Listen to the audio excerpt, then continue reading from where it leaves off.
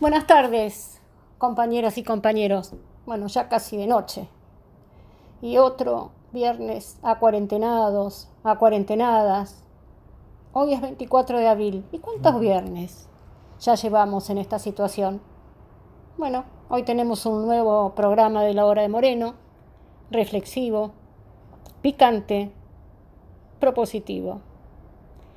Guillermo, medular como siempre, analiza la cuarentena y la relación entre cada semana de su extensión y el Producto Bruto Interno. ¿Qué sucede con la producción de bienes y servicios, los ingresos, los precios? ¿Qué pasa con el aumento de la pobreza? Finalmente reflexiona sobre la negociación de la deuda externa, sobre qué sector tendría que hacerse cargo de su pago y lo acontecido en el mercado cambiario ayer. Las operaciones puestas en juego, las respuestas del gobierno desde el punto de vista conceptual y, por cierto, los alertas a atender. Pablo Chaliú analiza lo sucedido al cabo de 4 meses, la situación de pandemia y de epidemia por lo heredado del gobierno anterior de Mauricio Macri. Se pregunta y analiza qué ha hecho nuestro gobierno con relación a esto. ¿Ataca los efectos? ¿Ataca las causas? ¿Hay un plan económico? ¿Cómo asignar prioridades a la ejecución presupuestaria cuando los recursos son cada vez más escasos? Beatriz Paglieri, por su parte, retoma las palabras de Pablo Chaliú durante una charla que dieron junto a Guillermo Moreno el miércoles pasado sobre la importancia de los gobiernos de Néstor y de Cristina, sobre la administración del comercio exterior en esa época, cuando era conducida por Guillermo Moreno, y cómo esa administración del comercio es tan necesaria hoy en medio de esta terrible situación de emergencia. Nuestra querida Pimpi Colombo, desde su lugar de secretaria general del Sindicato de Amas de Casa y en conversaciones con las compañeras de UPAC, Sindicato de Trabajadores Domésticas, pone sobre el tapete las dificultades por las que están atravesando las trabajadoras domésticas, pero también quienes apelan a su trabajo y hoy están sin ingresos porque no pueden poner en marcha sus emprendimientos privados. ¿Qué hacer frente a esta situación? En este sentido, han escrito y enviado una carta al presidente de la Nación, al ministro de Trabajo, entre otros.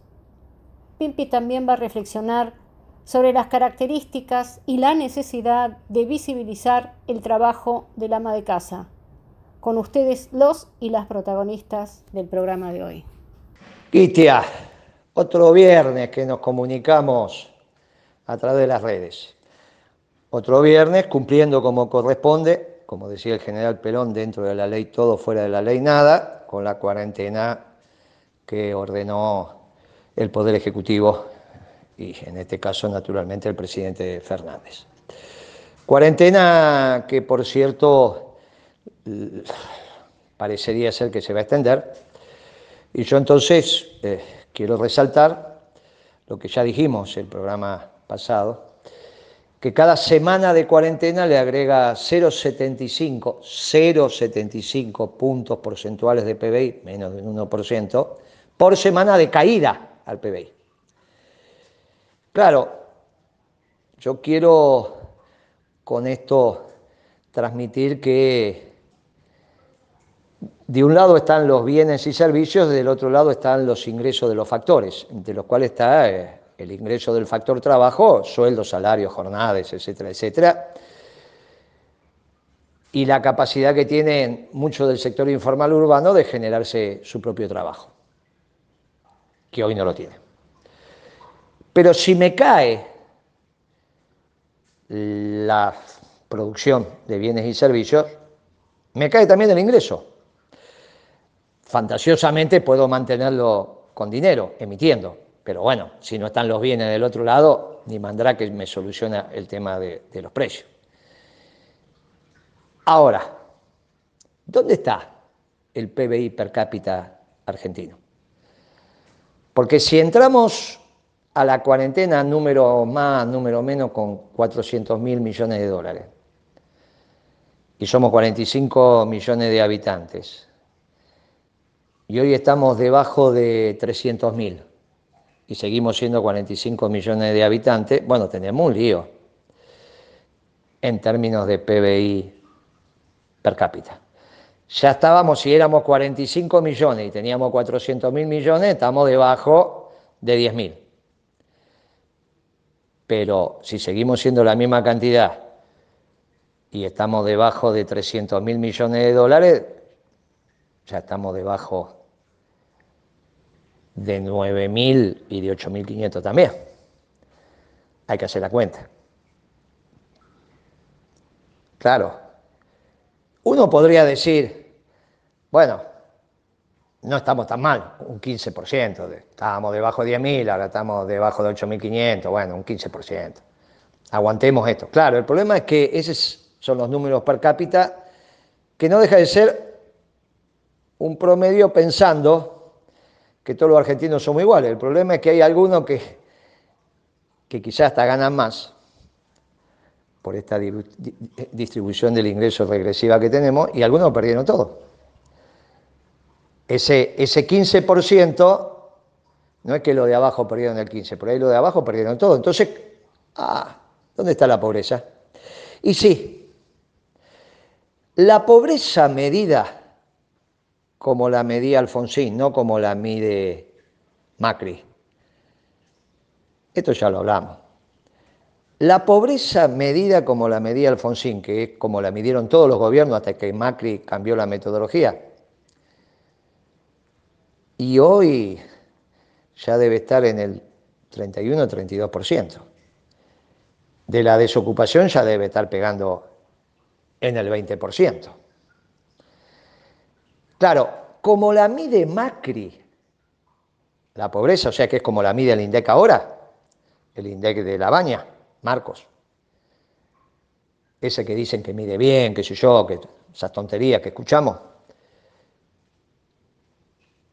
Esa pobreza, que parecería ser que ahora con la metodología Macri estaría bien medida y con la nuestra no, una estupidez. Las dos estaban bien medidas. Ahí ya estaría en el 46, 47%. Un gobierno peronista, 47% de pobreza, creciendo.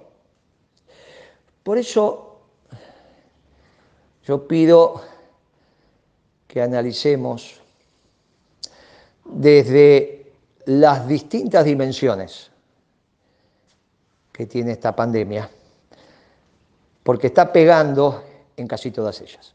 Yo sé, Guitia, que vos has trabajado el tema de la salud y que te vas a referir a esto, como también se ha referido a esto Pablo Chaliú y como también se ha referido a esto Bea, e indirectamente Pimpi, cuando nos va a decir, miren, hay muchas familias que no le pueden pagar el salario al asistente del hogar, a la empleada doméstica. Ayuden también a la familia para que paguen.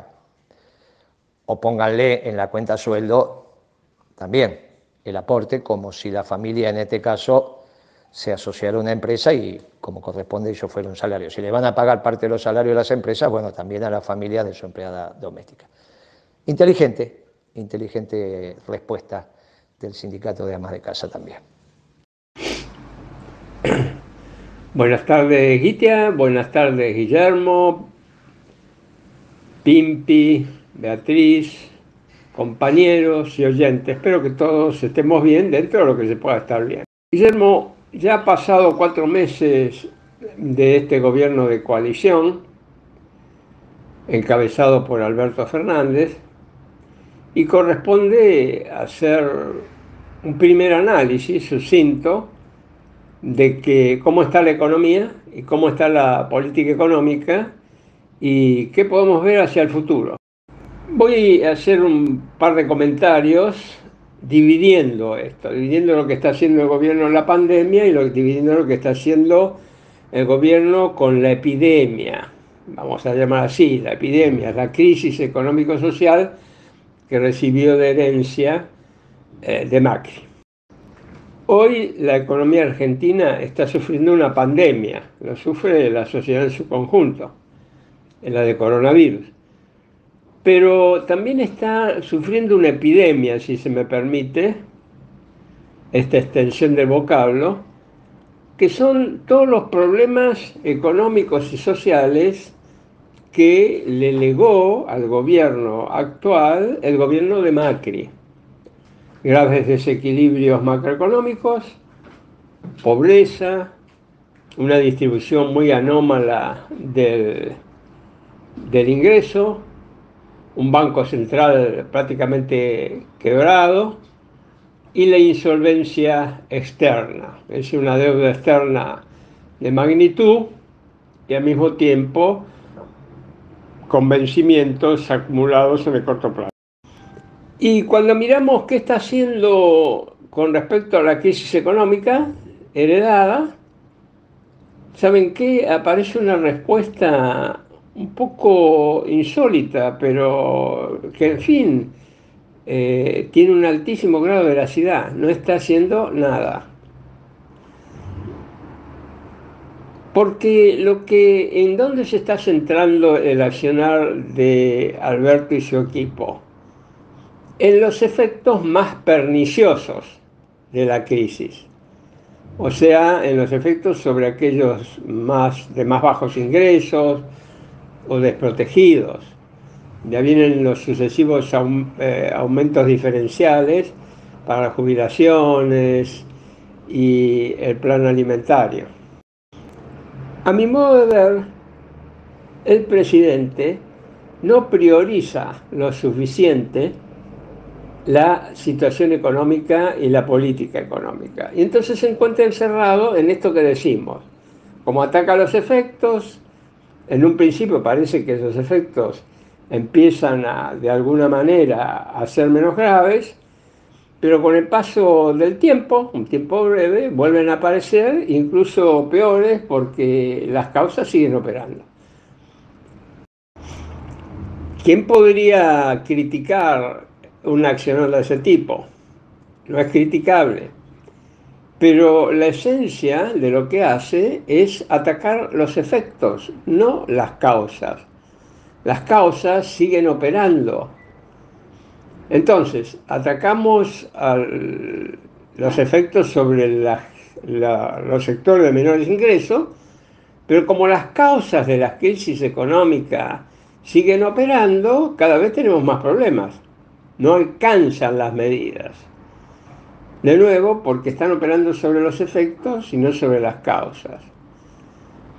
También esto se dice diciendo que no hay un plan económico, porque se sobreentiende que un plan económico tiene que ser global. Pero, de nuevo, el problema mayor de atacar los efectos y no las causas es como, ya que las causas siguen operando, los efectos siguen estando. Se compensan momentáneamente, pero las causas que generaron la situación de los sectores de menores recursos, la recesión económica, la inflación, la insolvencia del Banco Central y del Tesoro Nacional, los problemas en el sector externo, como eso sigue operando, seguimos teniendo entonces problemas no solo con los de menores ingresos, seguimos teniendo problemas, yo diría, a toda la sociedad argentina. ¿A qué se debe este atacar de los efectos y no las causas? Bueno, podría haber distintas interpretaciones, algunas las dijo el propio presidente cuando dijo: yo no me voy a apresurar a dar a conocer un plan económico porque eso sería darle ventaja a los acreedores externos en la negociación que sigue. En algún otro momento dijo que el plan económico existe pero es secreto. El ministro de Economía también dijo que se estaba avanzando en las políticas macroeconómicas, en la conciliación de la política fiscal y la monetaria, pero también debe ser secreto porque la verdad nadie conoce qué se hizo en ese sentido. No darle prioridad a la situación económica y a la política económica por parte de nuestro presidente se ve en sus últimas declaraciones, cuando dijo, bueno, ahora estamos con este tema de la pandemia, ya vamos a tener tiempo para ocuparnos de la economía. También se ve cómo encara el gobierno y Alberto Fernández el tema de la pandemia. Tiene un extraordinario comité de infectólogos y de médicos, y de ahí salen las resoluciones. La economía está ausente. Después veremos qué pasa con la economía una vez que se tomen las medidas que propician los infectólogos y los médicos. Esto ha llegado a un punto que hasta parece en cierta manera ridículo.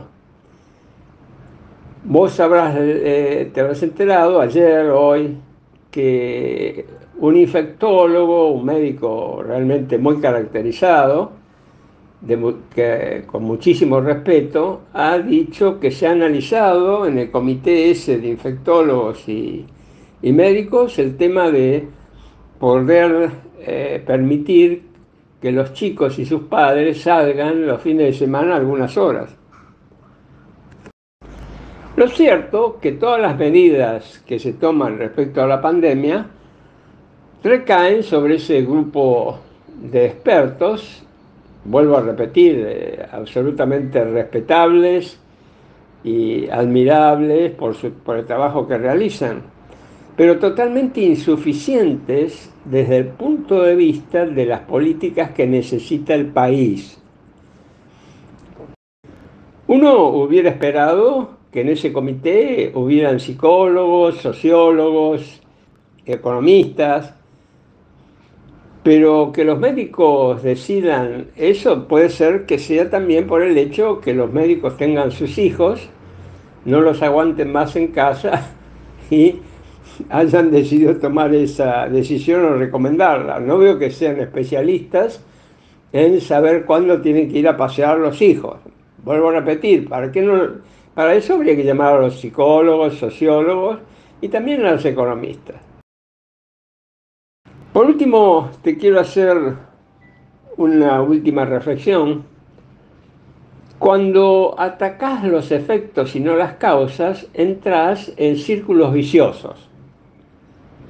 Como por ejemplo en la situación fiscal.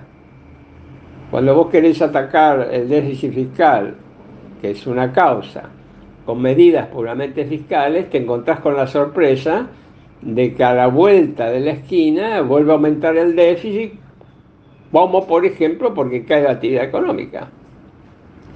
Bueno, hoy se están generando ese tipo de círculos viciosos, que llevaron a la ruina al gobierno de Macri. Bueno, hoy se están generando esos círculos viciosos. Fíjate lo que está pasando con el dólar y la situación monetaria.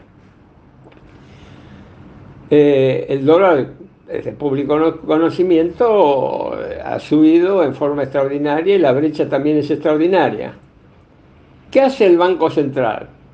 Bueno, el Banco Central dice, yo voy a sacar dinero de circulación y voy a aumentar la tasa de interés. Son medidas ortodoxas, pero aquí que de la manera como se ha programado la ayuda a las organizaciones sociales, a las pymes y a los demás, el Banco Central está subsidiando la tasa de interés.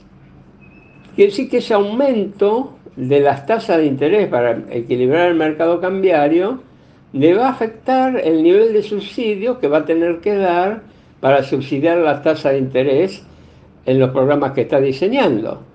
Con lo cual se va a ver obligado de nuevo a emitir, y a emitir va a tener que aumentar la tasa de interés y vamos a estar realmente en un problema complicado. Esto es entonces, claro, cuando uno mira o actúa sobre los efectos, pero no las causas. Esperemos, Guillermo y compañeros, que esto se solucione rápidamente, si no, realmente la evolución futura va a ser muy problemática.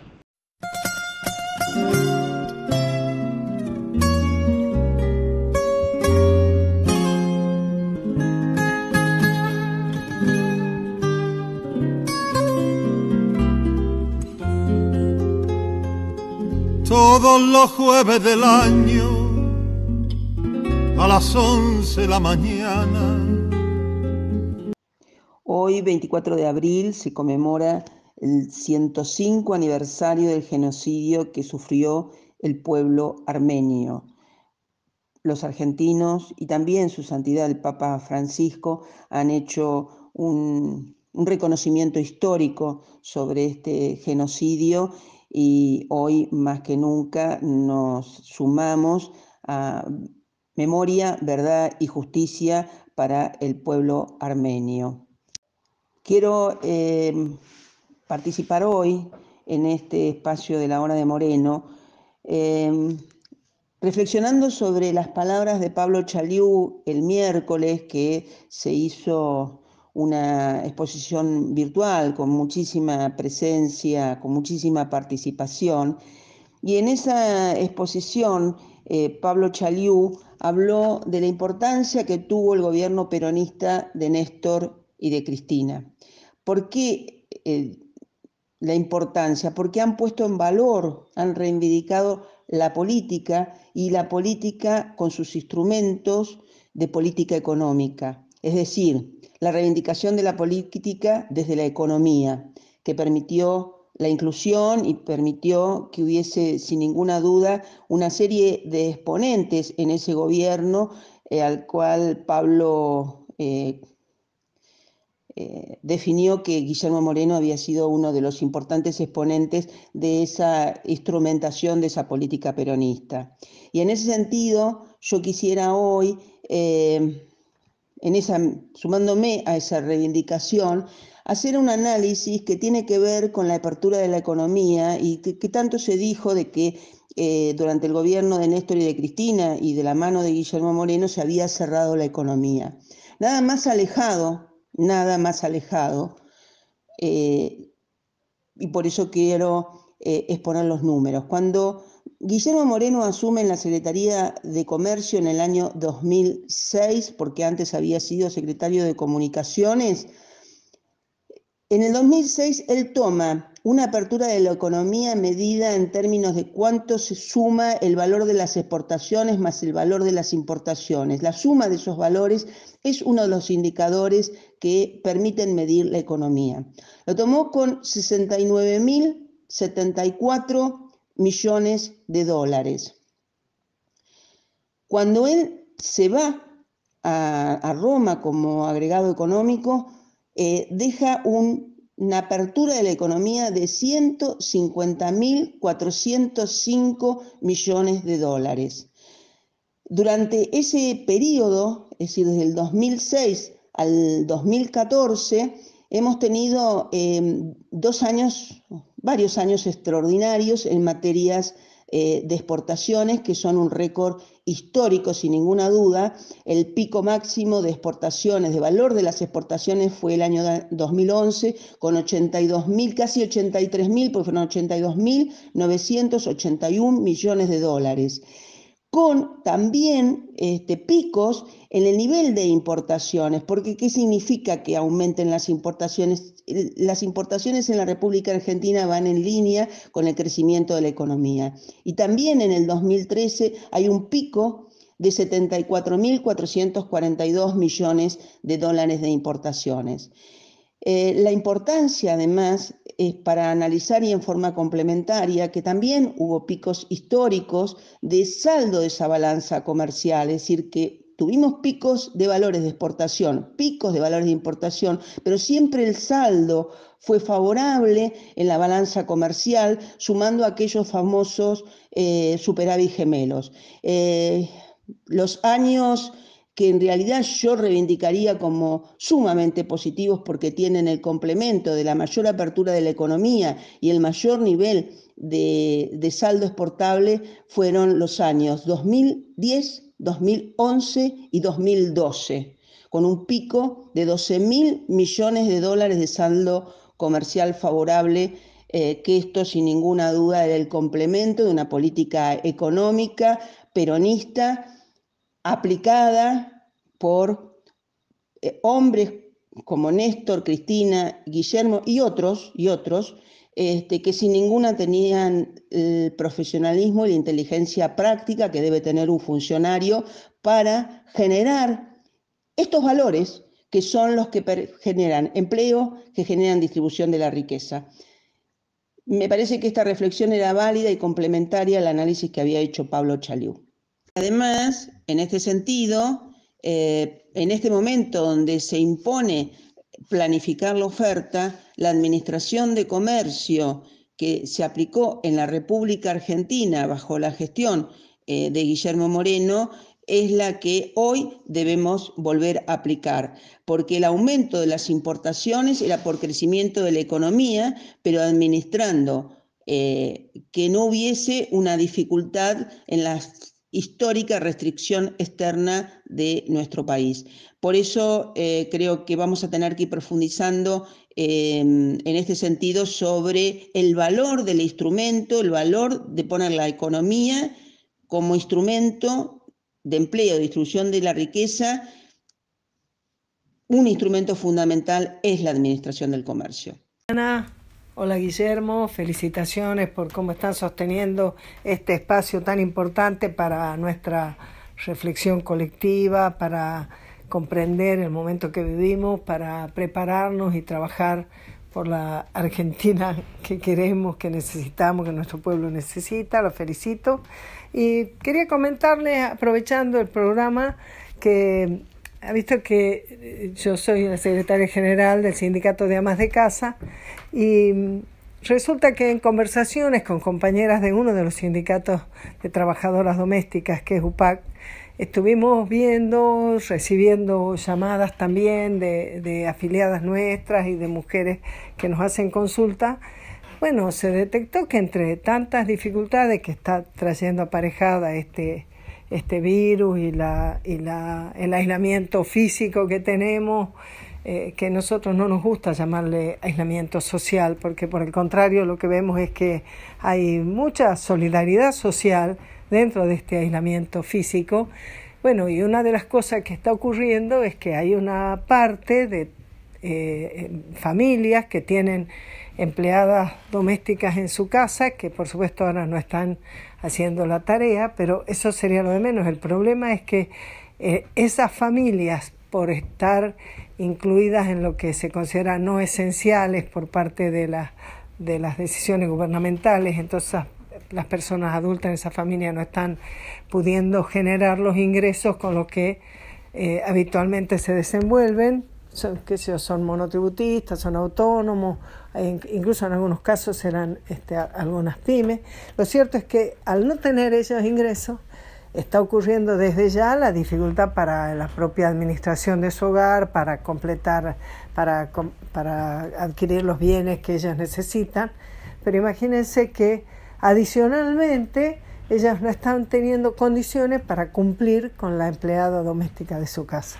Entonces, nos pareció que era perfectamente equiparable, digno de ser considerado, que el Estado Nacional, así como concurre a respaldar a las pequeñas empresas para que se paguen los sueldos de los trabajadores, aun cuando esas empresas no están pudiendo tener ingresos porque no están pudiendo vender lo que producen, bueno, nos pareció bastante justo que pudiéramos dirigirnos al presidente de la Nación, que pidiéndole, planteándole que se considere la posibilidad de que en los casos en que las personas, los empleadores son personas en condiciones de monotributo o de autónomos, o incluso en una relación de dependencia, una situación en que tampoco están pudiendo cobrar su sueldo, el Estado concurra a respaldarlos para el pago del salario de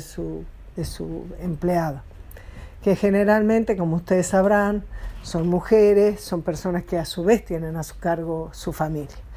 Bueno, por supuesto le hemos mandado la nota al presidente, todavía no tenemos una devolución, le hemos mandado también al ministro de Trabajo, lo hemos mandado a la Comisión Nacional de Trabajo en Casas Particulares, esperamos que ellos también se lo comuniquen a los restantes gremios de trabajadoras domésticas para que sepan que estamos trabajando en una comunión de cómo deben abordarse esos temas.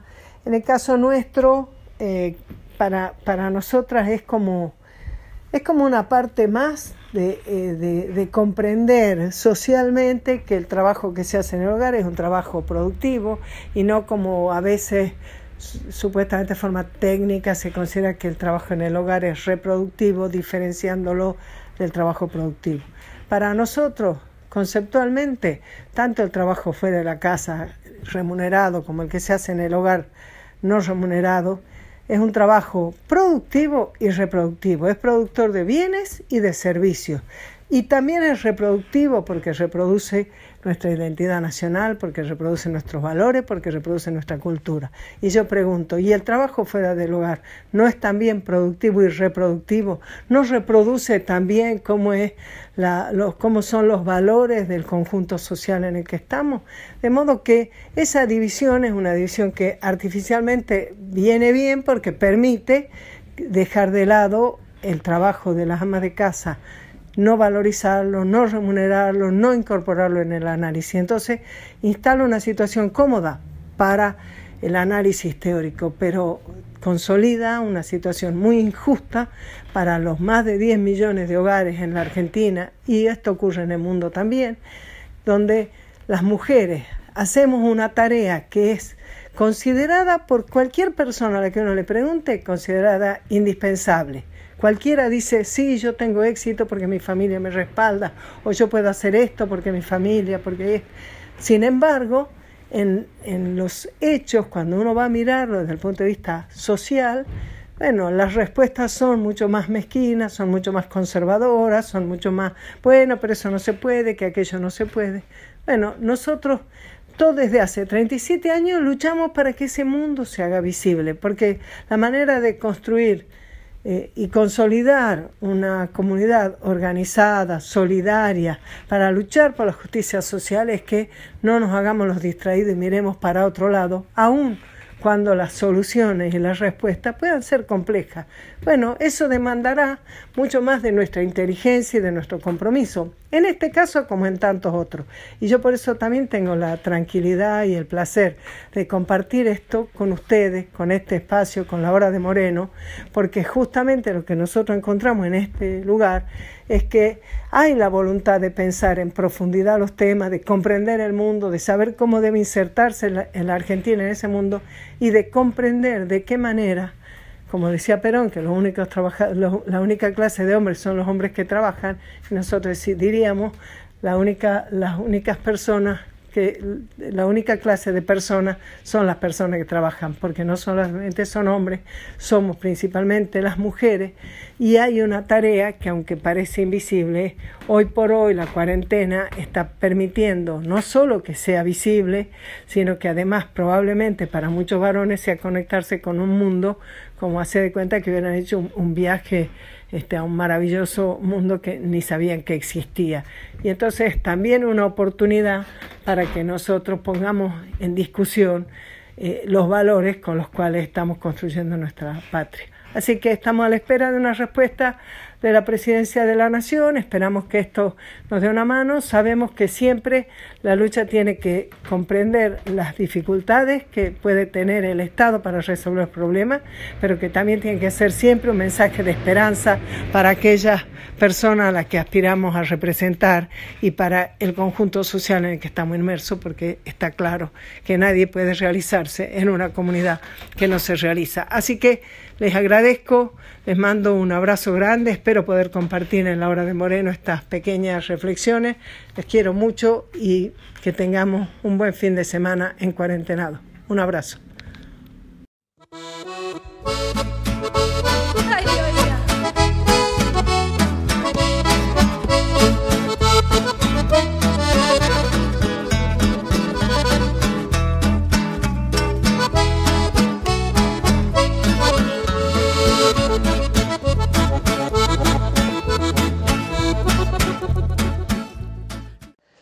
Después de todo esto que hemos escuchado, quiero hacer dos menciones. El tema de la deuda y el tema de lo que aconteció ayer en el mercado cambiario. El tema de la deuda visto desde los fondos institucionales, visto desde los jubilados norteamericanos, visto, no están tan lejos. No están tan lejos. Se ponen 10.000 millones de dólares en 3 años, esta propuesta es aceptada. Recuerden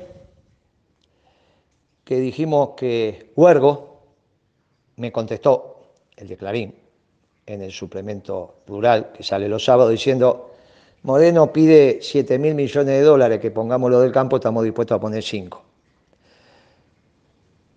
Si ponen esos 5, 1 año, 2 años, 3 años, esto cierra sin problema. La pregunta es, ¿lo pondrán por las buenas para que gobierne quién? Y acá viene lo que pasó ayer. Mire, ellos ya están en operaciones. Un poco más, un poco menos. Versiones, no, lo de arreglamos con los fondos, hoy hay versiones que los fondos van a hacer una propuesta. Está todo bien. No están tan lejos. Las propuestas, endulzando como dicen ellos, se acercan. Pero si van a poner la plata, ¿cuáles tienen que ser las características del gobierno? Claro, esta confrontación nosotros la tuvimos. La tuvimos allá 2008, siguió 2009 y bueno, después se objetivó. Y ahí empieza a estar con presencia la potencialidad del gobierno en la toma de decisiones. ¿Cómo reaccionó el gobierno hoy ante lo que aconteció ayer en el mercado cambiario? Bueno, de la misma manera que había reaccionado con el tema de la modificación o la variación de precios.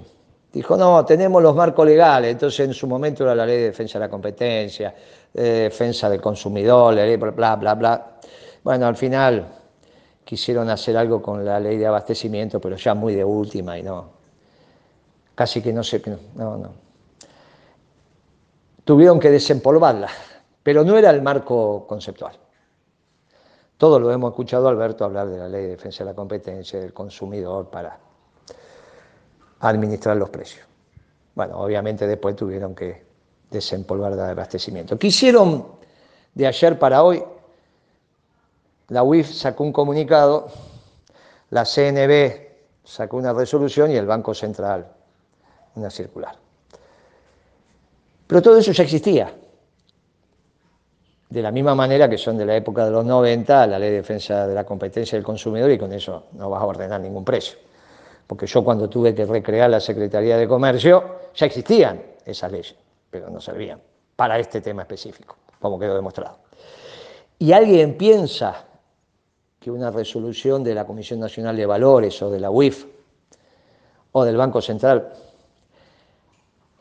va a parar este proceso de disparada del dólar que le está diciendo a un exportador hoy que si liquida al dólar oficial menos las retenciones, es la mitad o menos de la mitad del dólar blue, del contado con liqui o del contado con liqui. ¿Quién está comprando esto? Es muy sencillo, son las empresas que quieren revertir dividendos.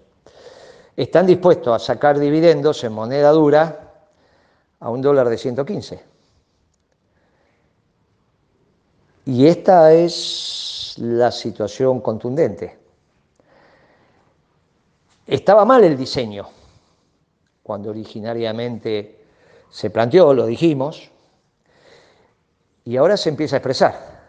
Ahora, se empieza a expresar no solamente el desorden conceptual que se verifica en el mercado de cambios, porque finalmente eso se resuelve con orden conceptual, sino que se empieza a expresar que ellos entraron en operaciones. Y cuidado, que ya no es Macri. Ya lo venimos diciendo, no piensen en Macri, no piensen en Martínez de Hoz, piensen en Krieger Bacena. piensen que los que entraron en operaciones son capaces de conformar una mayoría circunstancial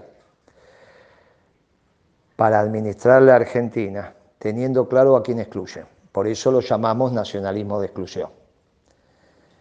Finalmente, lo que va quedando, la confrontación entre los dos nacionalismos, los que levantan muros y los que hacemos puentes. ¿Qué es el peronismo?